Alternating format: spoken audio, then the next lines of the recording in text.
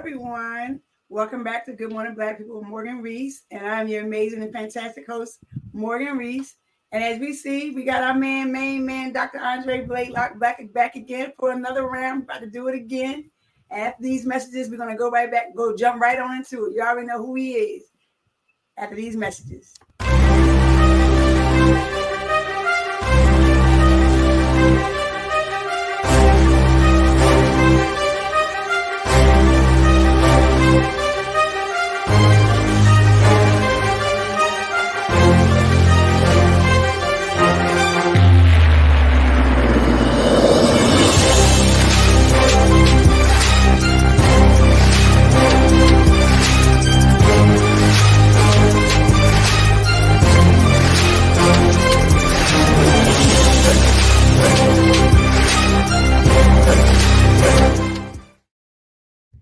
Welcome back again, everyone. This is Good Morning Black People with Morgan Reese, and I'm your amazing host, Morgan Reese. And we have Dr. Andre Blaylock back again, the author, the relationship moderator. That's what he calls himself, but I think he's a relationship guru in my mind. And I know, you said, all shucks. And we're back for another round. You never know what we're going to talk about when we get together. So we're just going to jump right into it. All right, Dre, whenever you're ready. I'm ready. All right. Well, listen, I need to ask you a question. I'm ready. How do you... Look, you and I were kind of talking. Uh-huh. All right. How do you define emotional maturity? Well, emotional maturity is the balance between your intellect and reality, external reality. And emotional maturity has the ability to look at an event and process that event or craft a response without either being influenced by your positive or negative emotions. Okay, so that's what emotional maturity is. And I put chidos, you've heard me say chidos before, because a lot of us are children, right, in adult bodies. Never heard of that title before. Yeah, well, I kind of made it up and stuff. So, chidos, like children in adult bodies, and it all depends on what type of maturity that we are discussing, right? So you have personality maturity, you have physical maturity, you have social maturity. Now, social maturity and emotional maturity, those are the two things I want to touch on tonight. Social maturity has everything to do with how you were raised by your parents, right? And once you get to a certain age, you question everything that you were taught and you process it via an individual lens, because we are not our parents. But unfortunately, our parents raised us and we see the world through their eyesight. And most of us never question that anymore. So that has to do with social maturity. So a lot of people are socially immature, and a lot of us are emotionally immature.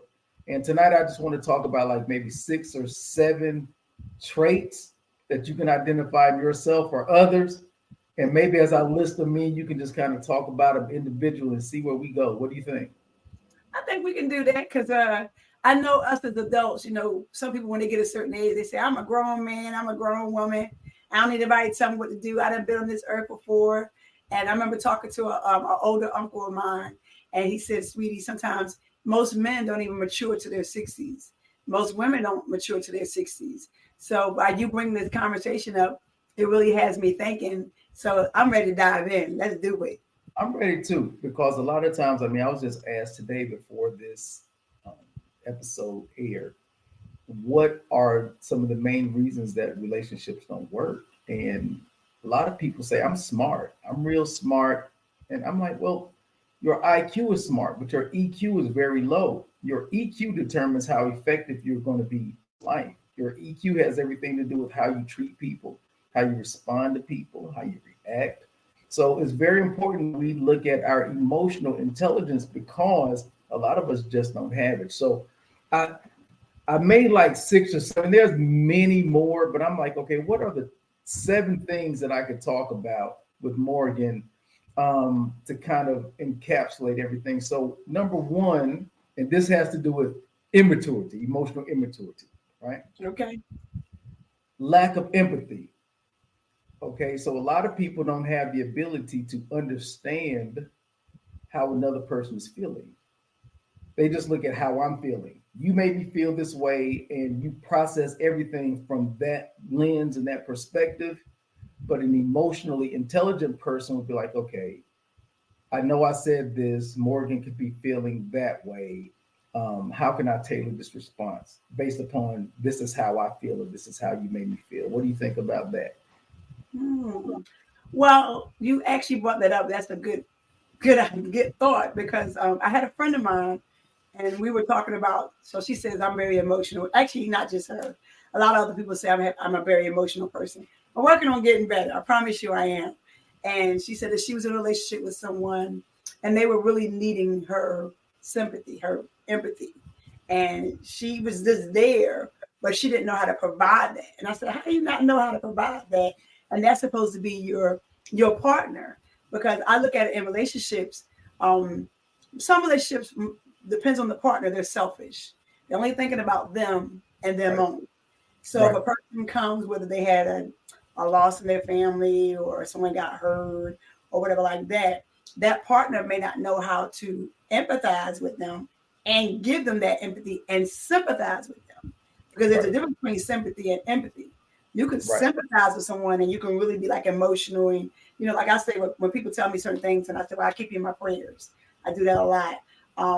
But then you can be empathetic to that person's situation, but not get yourself so emotionally wrapped up in it and right, still be able to still be there, in my opinion, for right. that person and Exactly. not look like you're being a butthead, you know. Right, And you're right, like, dang, I really need you right now, and you just kind of pushing me off right now. right, And so with her, I was just like, well, girl, he really like needed you at that moment. And she was like, well, I already told him that that's just not the person I am. I right, said, you can't be in a relationship with someone and not have a little bit of that, because right, that means that relationship is basically a relationship based on rocks, in my opinion. right. And that goes back to, like I was saying earlier, that's personality maturity or immaturity, actually, Mm-hmm. right? Because a lot of people say, this is just how I am. I've always been this way. Well, you can change that. You don't have to be that way. You can stay, your personality can still stay childish. You can evolve it. Um, the second one is overreacting to life circumstances. And they have a tendency to go towards chaos. Mm-hmm. Something happened, they get amped up. The They go whole world straight coming to to an end.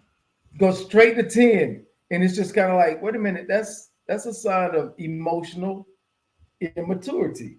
Something happens, you don't get your way and you amp up. You can't understand Mm-hmm. why something would happen to you. Like, why me? Why me? This bad stuff happens to me. Well, you don't say that when good stuff happened to you, right? We only say why me whenever we have drama or conflict in our life. Why me? But it's happening. Blessings, blessings. Ah, But you can't have blessings and not expect chaos. They come and not together. learn the lessons, and not learn the lessons. Yes, yes, yes. So that's a big sign. If you find yourself overreacting, and amping up, that's a sign that you are emotionally immature. The Mm-hmm. third one, failure to take responsibility. It's always somebody else's fault. And I find this in relationships. Whenever a person breaks up, you can really spot emotional maturity by a person saying, you know what, in my last relationship, I did A, B, C, D. I could have improved by doing whatever. An emotionally immature person is going to find blame with the other person. Yes, your fault, your fault, your fault. And not Yep. realizing, as the old saying goes, when you got that one pointer finger pointing at you, the other three fingers are pointing back at yourself. So if you're Yep. pointing those fingers at them, those other three pointing fingers are like, okay, four Right. fingers, if you want to be honest about it, are pointing Right. back at you, Right. because we are mirrors. We got to look at Mhm. ourselves before we point at other people. Because a person does not, in my opinion, does not just react and say, okay, well, I just want this relationship to come to an end. And there's no reason, there's no rhyme behind it. It had to be Right. something that other person did to push them to that way. whether Right. it's cheating, whether it's not. Some people are serial cheaters and some people are not. But then there's some people who have in their mind and their thought, they have a justified reason for doing it. They may have given that information to you and say, hey, I told you who I was. You knew who I was when you met me. And I told you that I was unhappy with this, or I told you I was unhappy with that. Right. Not saying that was the right way to go, Right. but we're human beings at the end of the day. Right. And another sign of emotional immaturity is life is neutral. Okay. You have different people that can respond to the same stimuli different ways. So I counsel some people who find themselves in the same relationship with different people. And they're like, why do I keep finding these terrible people? There are no good men out here. I'm like, baby, you're attracting you, right? Life is giving you that test over and over and over again. It's the different sheet of paper is the different man in front of you or the different woman in front of you. But the result is an F, meaning the relationship ends. Because until you change who you are, you're not going to be able to change how you pick a partner. And you're going to keep picking the same one over and over again. And it gets harder and harder the older we get. I'm serious. If you're listening to us and you're over 37 years old, you're not young anymore. You're not going to that 40 door. And if you're 40, you're middle aged if you live to 80, right? So at one point, we got to stop tripping and saying, I'm young, I still got it going on. It's like, look, that young mentality, I still got it going on at 40 and 50 years of age, is contributing to the immaturity and how you're picking your partners. And you know what, to piggyback off of that, when I got a divorce from my first marriage, and the judge actually ordered for us to go to counseling. And so I wanted this marriage to be over quickly. So I was like, I'm going to do my homework, even though I knew he wasn't. And I went to the counselor and we was talking about different things that took place, not in just that relationship and previous relationships that I was in. And he said the same thing, similar to what you said. He said, until you learn how to do better with you when you're choosing your relationships or you were choosing your mates, you can end up doing the same thing. You're just going to do it with a different person. And I was like, no, I don't want that. I don't want to do this again with another person. And he said, well, then you're going to have to learn what you need to do, what you need to improve on, or how you can be better. So when you get in that new relationship, you won't do the same thing and then have the same result, just with a different person. Right. And the funny thing is, even if life brought you a great person, if you don't have if you don't have empathy, right? If you overreact, if you have a failure to take responsibility, no matter how perfect that person is, those three things will end up running that person away. And there's no such thing as a perfect person, believe it or not. There's no such thing as a perfect person, right? Right. There's no such thing. I guess the art of being perfect is realizing every day, moment by moment, there's an opportunity to change, right? So then you're in the pursuit of perfection. So can I be perfect in a moment? I can be perfect once I realize that this is a problematic area and I change it. I'm working towards perfection. But if I'm stuck in my ways, like a lot of times I ask some of the ladies that I talk to, and this is so frustrating. I'm like, tell me three things about you that will make being in a relationship with you difficult. They can't think of anything. I'm like, give me three things about you that will make being in love with you or in relationship with you hard. I'm a great partner. I'm like, well, you can't be if you're single. Can't be. And you can't be if you're still looking for somebody. And you're perpetually. You gotta go back and look at that homework book. Gotta go like, let me go back. It's cute. Right. It's cute in our teens. Somebody new. Exactly. It's cute when we're in our teens and our early 20s, being single. Why are you still single? That's cute. It ain't cute after 37, 38, 39, 40, 50. Why are you still single? That is not cute anymore. It's like there's some underlying issues and problems that are not resolved. Either you keep picking people who are abusing you, or you're abusive because of self-entitlement behavior. I deserve this. If I'm not getting that, then I know my worth and my value. That could be keeping you single, and it's not cute. The older we get, Not it's just anymore. Not anymore. I believe it's such thing as self-sufficiency. yeah, When you're in a relationship, you it's as we said the last episode we was on, we women are supposed to be a man help me, not us help the man meet our needs. right, Because if you want a man to help meet your needs, you can meet your own needs, and you really don't need that man. Um, I remember my younger years. I used to always say, well, a man was only good for their physique. You know, it was only good for their body, the body parts, and everything else I could take care of myself. And I remember someone said, well, if you need it for that, then you really don't need no man. You can kind of do that your own. And I was like, no, I need that. So as I got older, I was like, okay, maybe that's not a good saying to say. I needed to correct myself so I won't come off looking like, well, dang, you don't really want me. You don't love me. You just want my body part, or you want right, what I can give you in that moment. If you can take right, care of yourself, then what do you want me for? right, So when you're in a relationship, it's a two force. This is a two part deal. You know, you do your part and I do my part, and then both our parts come together as one.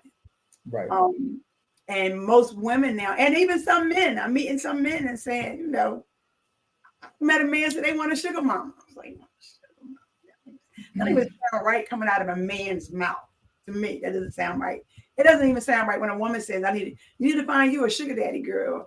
And I'm like, no, that's not a good term. I don't like that. And right, basically, you find that person is just for the finances. Because you can't just get somebody and not be emotional with them and not be physical with them. You can't yeah, have one without the other. right.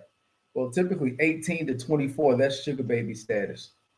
Over that, no, you're just in a pay to play relationship, and but you're not a sugar baby. You're just working things out. And even with those relationships, when you're dealing with a man or woman who's fiscally powerful, they pretty much placed on their budget or in their budget entertainment. So you're just entertainment to them.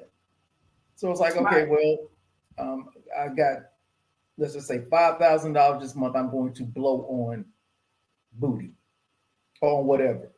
And it is what it is. It's kind of like you're not getting over.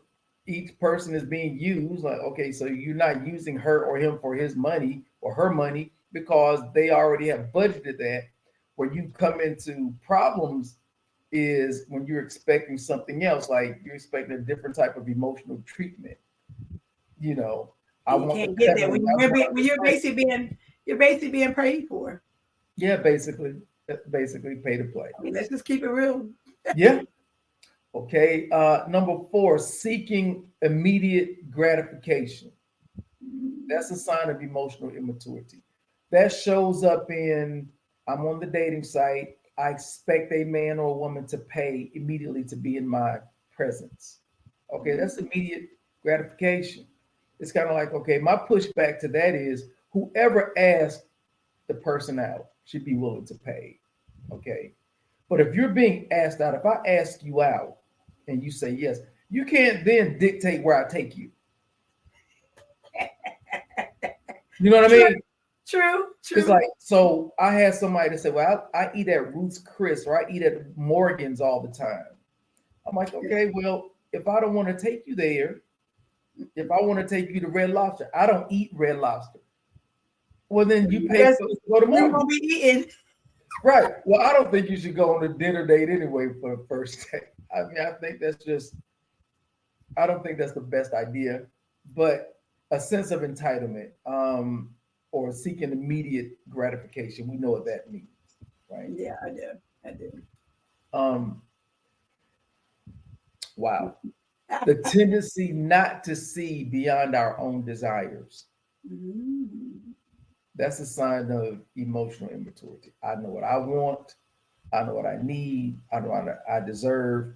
And if you can't give me that, I'm not going to settle for anything less than that. It's like, is it really settling?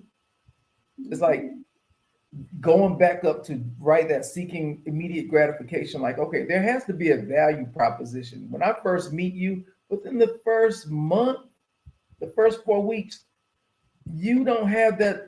level of value in my life that I'm going to go overboard for you. Especially you just getting to learn know the person, to learn the person. It just doesn't have right. Whether it's love or lust at first sight, whichever one you want to call it, you still getting to know that person, whether it's in love or it's in lust. Exactly. So there's no such thing as, oh, you're gonna give me what I want no matter what because I'm me.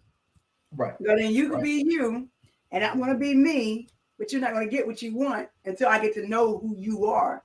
Like you should know who I am, because you never get in a relationship sometimes, and sometimes some people have ulterior motives when they get in a relationship.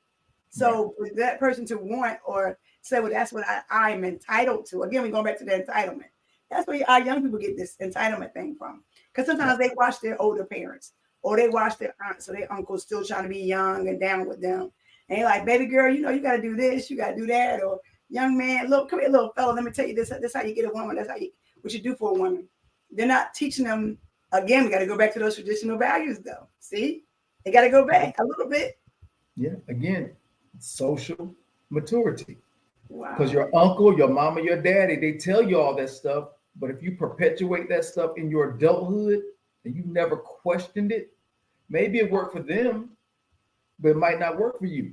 Different generation, different time. Yeah, especially now, because we're in a generation where women out earn men. We're in a generation now where women are more educated than men. Mm-hmm. Grandpa didn't have to deal with that. Meanwhile, grandpa told you what you should and should not be doing, what he had to do to get grandma. Well, grandma won't making 80, 90, 100, $200,000 a year. Grandma probably wasn't even working then. Probably think about it. She probably wasn't. And even back in that generation, they would snatch you out of school so you can work on the farm. Right. So you either was working on the farm or you was working in someone else's house, but you didn't physically have a real 9 to 5 where when there's comparing apples to oranges, that back then, yes, the man was making more, even though he still was making less, he still was able to still be considered as the head of the household in all forms and facets. Right. And legally speaking, grandma didn't have the same legal remedies that modern women have. So back in grandma's days, it was all about staying together. They suffered together. They stayed together. It wasn't all this romantic love and they just love each other and they're on top of the clouds all the time. No, they struggled. But back then, it's like, don't you let that hussy tear up your home. Right. You better stay there. Now, grandpa might have had another family on the other side of town, and it was known. Right. But grandpa, he paid the bills, he paid the cost to be the boss. Right. But when women decided, or when women start making more money, there's like, I don't have to put up with that anymore. I know what I need. I know what it's like, okay, it's just different.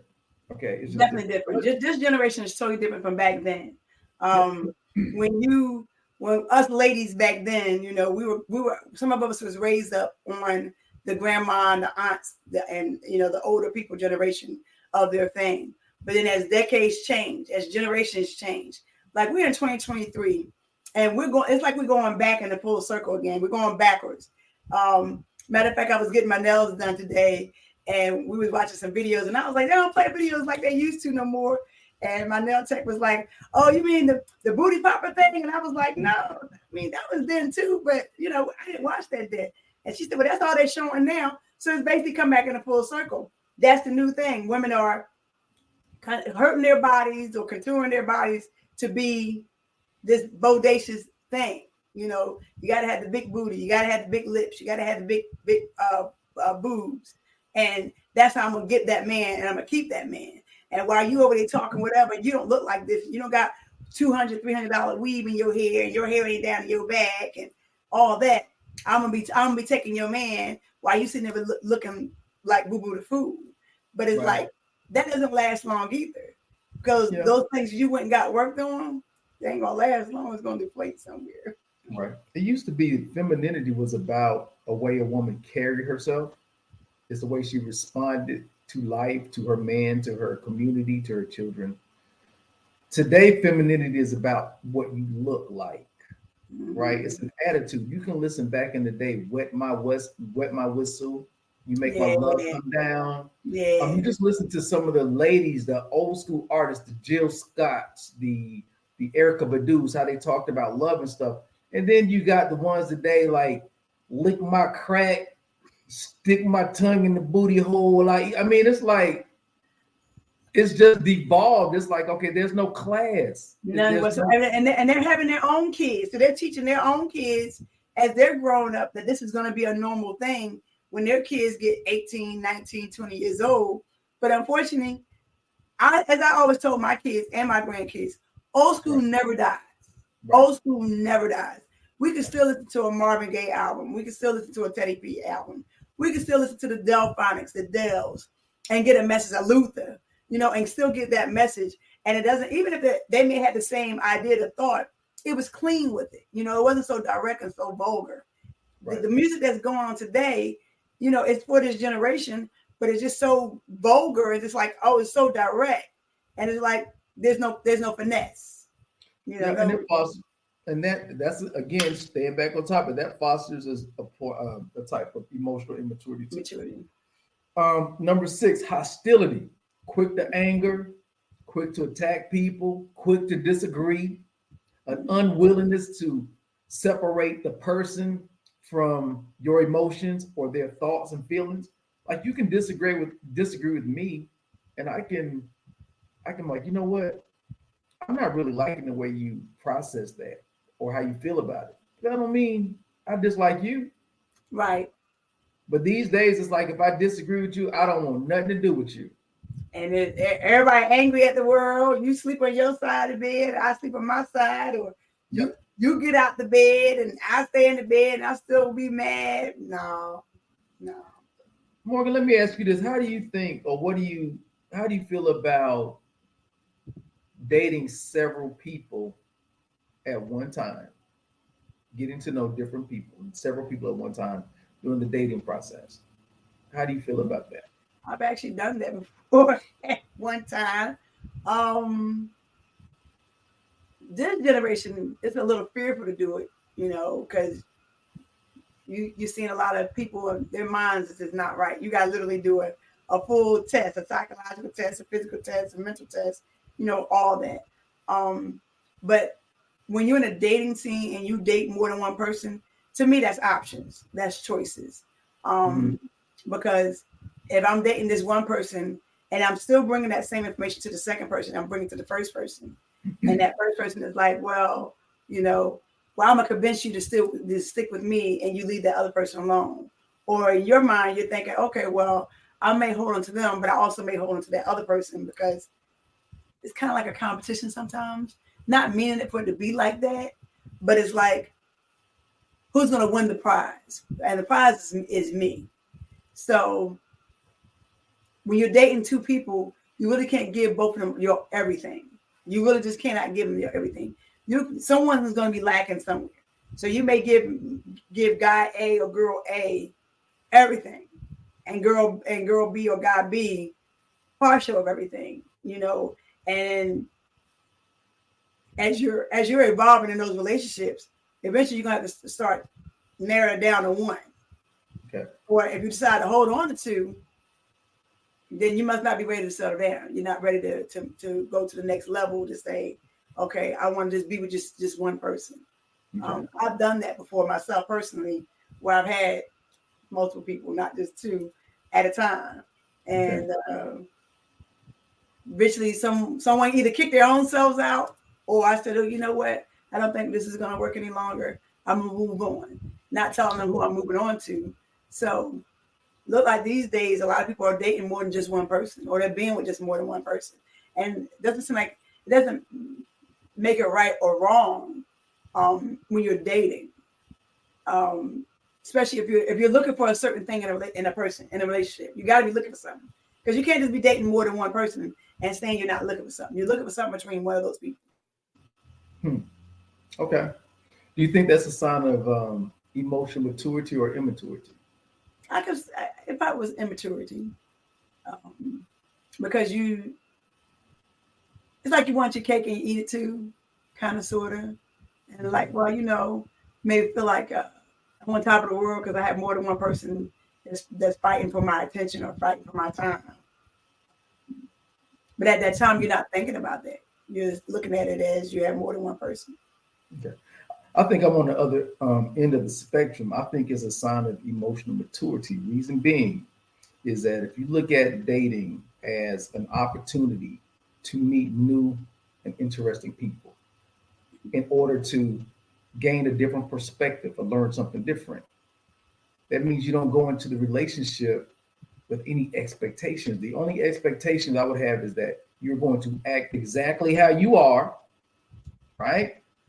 And I'm going to observe that, right? I'm not going to be like, okay, you should treat me this way or that way, because again, that's not me dealing in reality. That's me dealing with what I think should or should not happen.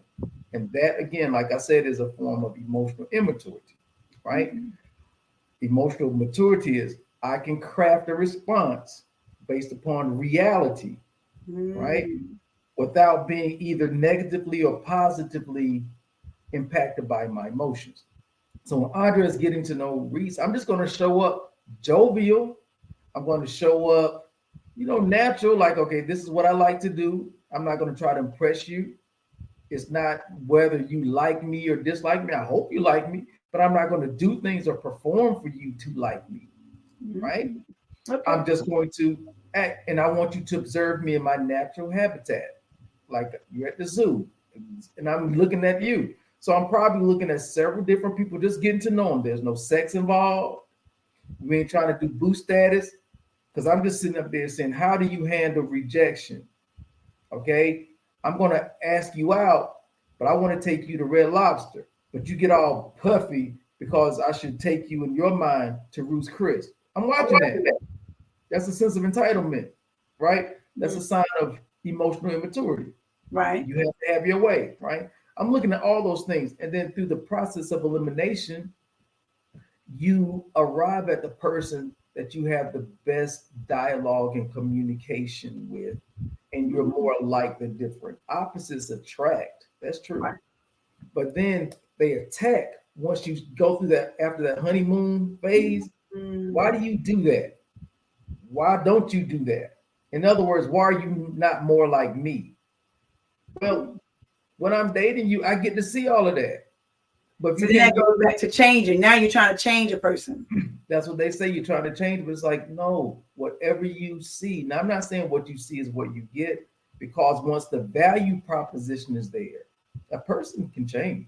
They can change. Once the value is there and they see the value and recognize the value, what they used to do, they might not do anymore, because you helped them see a different way. You didn't beat it out of them. You didn't criticize them, but they observed you and the effectiveness of your life. They're like, hey, you know what? She always has money. I know she always has money because she ain't blowing it all the time. I need to do that. I would like more of that in my life, right? Right. But you get with somebody who don't inspire you, or that it's like, no, man. Once the value proposition is there, it works now. Ladies, if y'all are listening, this is aimed at you all, because y'all fall victim to this. It doesn't matter what a man does or does not do until you start liking him. When you start liking that joker, and once you fall for him, some of the stuff that you said you would never do, you do it. And men know it. Men know it. And one of the quickest ways, going back to this old school mentality, is Andre meets Morgan. Morgan is over 37, 38. So this line is going to work on Morgan over 80% of the time. Yo, Morgan, we've been kicking it for a little while. I kind of enjoy our conversation. I kind of enjoy the way you do stuff. How about we just kind of let everybody else go and concentrate on each other and see where this thing goes? Because I'm tired of playing these games. I'm ready to find somebody I can settle down with and build with. And I think that we got that chemistry. What do you think? If you say yes to that, especially, you ain't never seen me mad. You ain't seen me upset. You ain't see the other side, because we all got other sides. I look good, I smell good, and I'm blowing your back out. And you fall for that. you set yourself up for failure because you end up staying longer than you need to because that emotional immaturity got you caught up in this circle. And Whereas, you're hoping that, well, now I done got him and he done kicked the bobo to me. Maybe I can change him. Again, going back to the word change. Like I stayed with my ex-husband as long as I probably did because he kept saying if it wasn't for me, he would be like it. If it wasn't for me. And I kept saying, well, I see more of him. I think I could change him. And it took a long time to realize you can't change nobody unless they want to change on their own. You can always give guidance, you can give advice, you can do what, but as long as you change, stay who you are, and you never change, it's not your job to change the other person, especially if they want to be with you. Right. And it's like wise to see the other side of them, though. It's wise to see the other side before you just jump in, feet and hands first, and like, yeah, he said all that. I want to be with him. Oh yeah. Right. And right. Then you get together and you see a different side. Yep. And you can kind of tell like our parents ruin us sometimes, or they make it more difficult because they don't establish a pattern or routine. Okay. It's very important for your kids to go to bed at a certain time each night. Right. It's very important for your kids to once they play, put stuff away. You're putting routine and discipline in their lives. And structure. But it's not all about emotion, and it's not all about you do it because I said so. It's about structure. And these days, if you look at it, Morgan, people don't stay together because they don't decide to. It's a decision. It's not based upon your feelings. That has something to do with it. But if you mess around using the process of elimination and you arrive at the partner that you get along with the best, and then at the beginning of your relationship, you write down the things that you like about that person and the things that you admire about that person. Sometimes you have to pull that list out when your emotions go sideways, and you have to speak the truth. This person is a person of integrity. This person is a person, he's generous. This person is long suffering. You have to be able to look at that because that's true. Your emotions will take you sideways because they didn't do what you thought they should do. So therefore, they're not a real man or real woman. It's like, I don't know what the hell that mean anyway. Because we all still real people. It just, I believe when they use those comments or they use that context is, you're not a real man, you're not a real woman, is because now you're starting to see the real person. You're starting to see the real them. See, before you were just seeing that facade or that mask that you wanted them to be. You wanted them to be like this and you wanted them to be like that. And then when they start actually showing you their real and true selves, it's like, wait, hold up. I ain't signed up for this. I didn't want this. And the real man and real woman is so subjective. It is. It's so subjective. It's like, okay, a real woman shouldn't be able to lay floors and change her tire. To some people, a real woman shouldn't be able to do that. A real woman should be able to get her nails done and her hair done. That's all. Right. But don't do any manual labor. Don't think she should do. Some women don't even cook nowadays. You get in relationships and they'll tell you, I don't know how to cook. You're like, you don't know how to cook. Yeah. Like I learned that old school. The best way to the man's heart besides one way is you got to feed him because you're gonna go out, he gonna get fed somewhere else, and somebody else will be cooking his food, and you can be wondering why he happy every day, but it ain't just because of you, it's because somebody else is feeding them. Somebody's feeding his stomach. And if it's the type of man that they say they want, like tall, dark, and handsome with a lot of money, he's gonna go out to eat. He don't need you to cook. That's it. Like the traditional idea of a woman, a real woman, cooking, cleaning, and whatever else we say she should do. Mm-hmm. It's like I don't know if that matters because if I have enough money, I can hire a cleaning service. I can go out to eat. Or hire a chef. Yes, I can hire a prostitute for sex. It's like some things might be valuable. Like, okay, if I'm an idea person, can I bounce ideas off of you? Can you help me figure some stuff out? You cooking and cleaning, I don't care about that. I can do that myself. I'm a grown up. Unless I'm going to live in a pigsty, I can keep my own house clean. Right. I can cook. I mean, I'm still alive at this age. I didn't starve. Right. So some of these things are not as important. We hold on to certain things. And I'm not saying, that's what I'm saying. It's so subjective what a real man or real woman should or should not do. And you got to ask yourself, where did I get these ideas and concepts from? A lot of times it's how you were raised and what you were taught. And what you were raised and what you taught has nothing to do with who I am.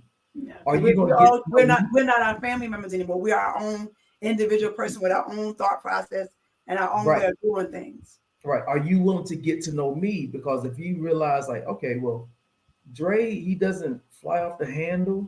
Dre listens. He's respectful. Once the value proposition is there, you can motivate, encourage, or inspire me to change.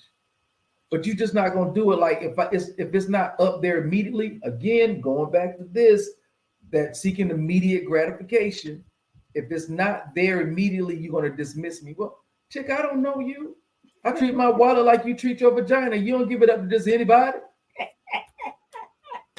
I mean, well, I expect to be. Well, you dealing with simps. You dealing with men who are coochie motivated, and they're trying to impress you. And you know which ones that. Tell me if I'm wrong.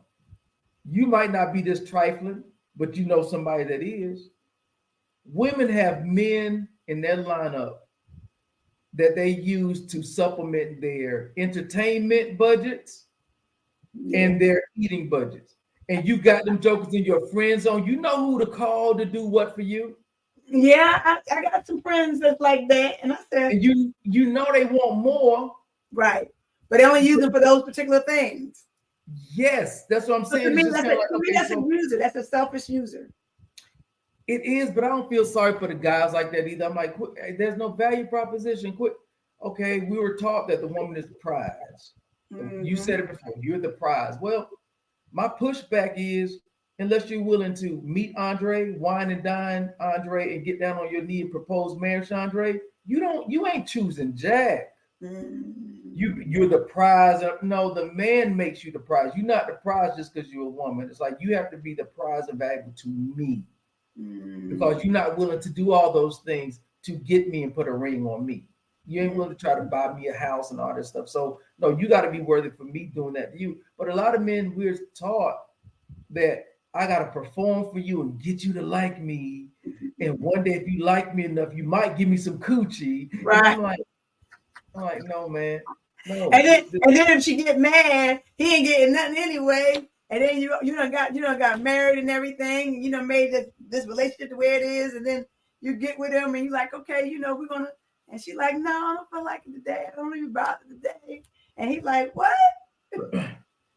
I'm glad that you said that, because that brought me to the last one that I want to bring up. And that's emotional blackmail. Emotional blackmail is a sign of emotional immaturity. You do it by, what did I put? Because it's so much by you give someone the silent treatment. You threaten to leave them. You withhold your affection. You threaten to replace them with somebody else.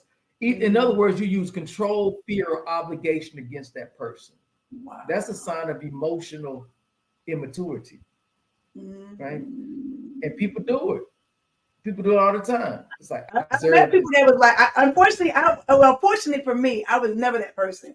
And I would talk to other people, whether it was guys or girls, and I would hear mainly the females say, yeah, girl, you ain't got to give him none. If he get on your nerves and he doing this, I'm like, no, yes, I do. I mean, before I ended my first marriage, and one of my kids' dads was like, I know you still ain't giving him no loving. And I was like, yeah, he's still my husband. And he's like, what? He's like, you ain't supposed to still do that. And I was like, that was the first for me for a man to say, you're not supposed to give. And I was like, no, yes, I am. We're still together. So, until he's completely gone, until I no longer am attracted to him no more. Yeah, I was still, doing my duties as his woman and his wife. But I've never been that person that says, if you make me mad or if you did something to me, I'm withhold. Because guess what? I'm not just withholding it from you. I'm withholding it from me too. Unless your body doesn't perform like that no more, then you can do that and there's no issue. But if you're active and you constantly want it like they do, and that's who you are, you're basically depriving yourself. Right. Yeah. Yeah, like women tend to be able to do that a little more than men because y'all are constantly bombarded by straight penises trying to enter into your body on a routine basis. It's like y'all have to turn down ding-a-ling. Like that's all y'all want. Like it ain't many men turning down coochie like that. Like being so we gotta work for it. We gotta be charming. We gotta be whatever. Y'all ain't gotta be nothing but available, right? So y'all can withhold that affection. Y'all can because it's like But sex I is don't think it's fair. In my opinion, I don't think it's fair. I don't think it's right. Which what gives makes men do the things that they do and be the way they are, because there are women that are like that. That they purposely say, well, he pissed me off or he done this to me, and you know what, to make him suffer, make him pay. I'm not going to give him that affection. Um, right. Women are not thinking about it when a man walks outside your home, walks outside your door, they're facing everything from the A to the Z, from 1 to 1 million, not just with their job, but the legal system. Anything can happen. Everything can happen when they walk out those doors. And when they come back home, as I always say, my home is my safe haven. When you come home, honey, you are home. You don't have to worry about the stresses of the world. And a lot of women are getting away from that. They're like, he a man, he'd be all right. You doing too much. He can suck it up. He know what it is. He know what it's supposed to be. But it's not fair to them. That's just my opinion. It's not fair to a man that they had to go through all that fighting and tussling outside in the world. And then they come home and they got to fight and tussle, or they got to hear a nagging woman like, oh gosh, I could have stayed outside for this, wondering why that man is either never home when he's supposed to, or if he is home, you don't have that interaction that you want because you done nagged him from earlier that day, or when you walked in the door, you didn't give him that greeting that he wanted or he needed. And he like, same old, same old. Or he come in the house and all he see you on the phone talking to your girl. Yeah, he just came in the house. Ain't nothing, girl. We can still keep talking. No, my man come home. I'm ending everything and I'm gonna give him that attention. And then once he gets that attention, then if it's okay, then I'm gonna go back and pick up my phone and chit chat with my girlfriend.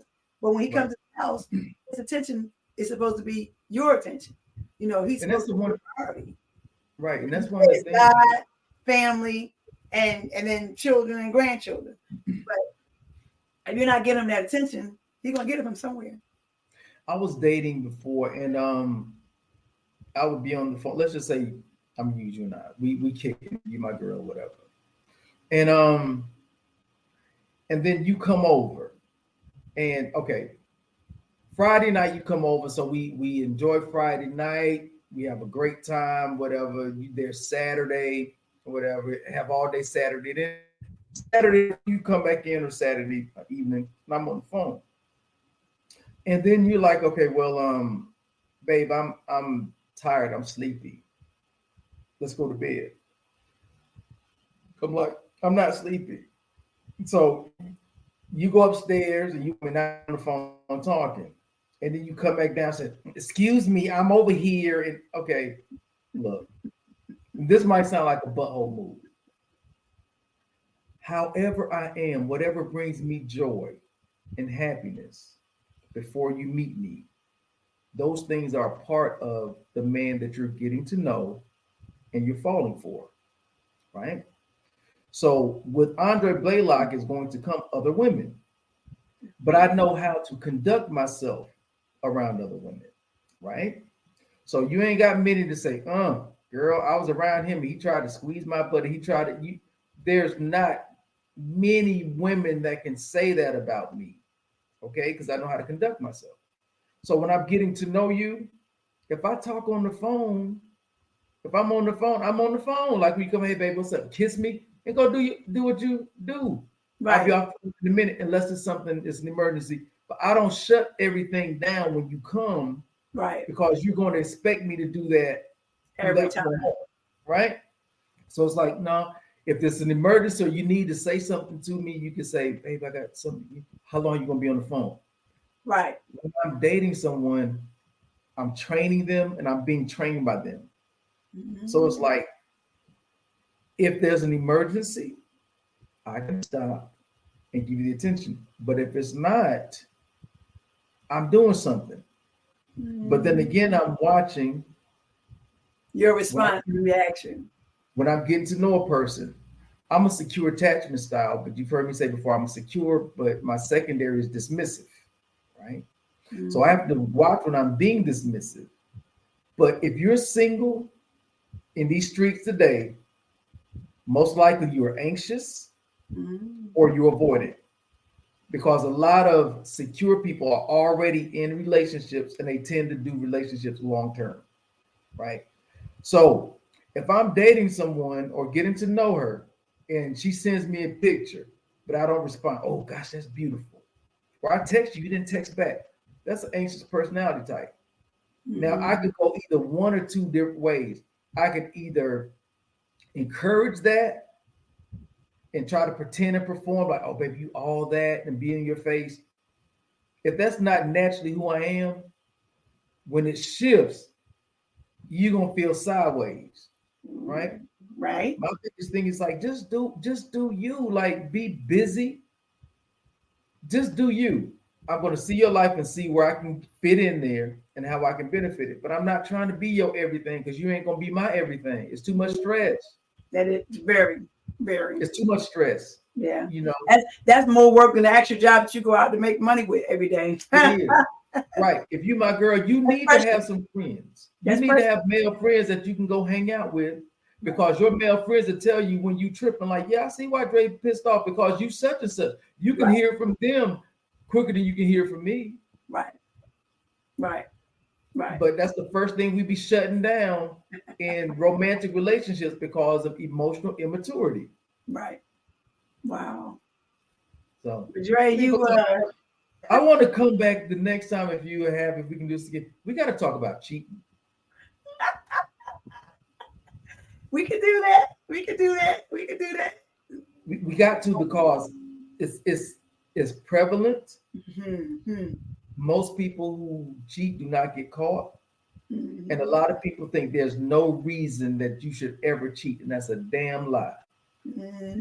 There are plenty of reasons. Maybe you shouldn't do it, or maybe you shouldn't do it if you're not willing to face the consequences if you get caught. But it's something that needs to be talked about, because that notion that there's never a reason at all ever to cheat is a lie. It's a lie. And I go down many reasons why people do it. What you think? I look, my interest is already peaked already. We can do that. We can do that, Dre. Okay. Well, guys, I hope y'all enjoyed this. Dre, do you have one more thing you want to share, to keep us hanging on to the next episode? I know you probably do. Don't give me that look. To lead us out of here. Yeah, okay. Look, can you hear me? You guys can find me, Andre Blaylock, AndreBlaylock.com. That's where I can be found. But if nothing else, rewatch this video and look at the 6 or 7 things that I talked about, or that Morgan and I talked about as far as emotional immaturity, because that's one of the Achilles heels to a lot of successful relationships today. We're just immature. We have too many expectations. We're too old school and we don't want to move forward. So you are a Model T Ford in the 21st century, trying to go down the highway, being slow and raggedy and holding everybody else up. You need to pop your own hood and work on emotional maturity, because it's not necessarily your boyfriend, your girlfriend, your husband or wife that will benefit from that. Your entire world will change once you become emotionally aware and mature. That's all I got. Thank you, Dre. I appreciate that. Well, guys, this is Good Morning Black People with Morgan Reese. I'm your amazing host, Morgan Reese. And on this thankful, thoughtful Thursday, this is a conversation that you guys really need to listen to, need to tune in, because he said we're coming back. So I'm going to bring them back. We got going to get juicy now when we talk about cheating. A lot of people don't want to discuss that. They don't want to address that because, it's like, oh, we don't want to talk about that kind of thing. But we're going to address it. We're going to talk about it. So thank y'all again for watching the show. Thank you again, Dre, for coming on Take out the time out of your busy schedule and be blessed. Absolutely. Peace.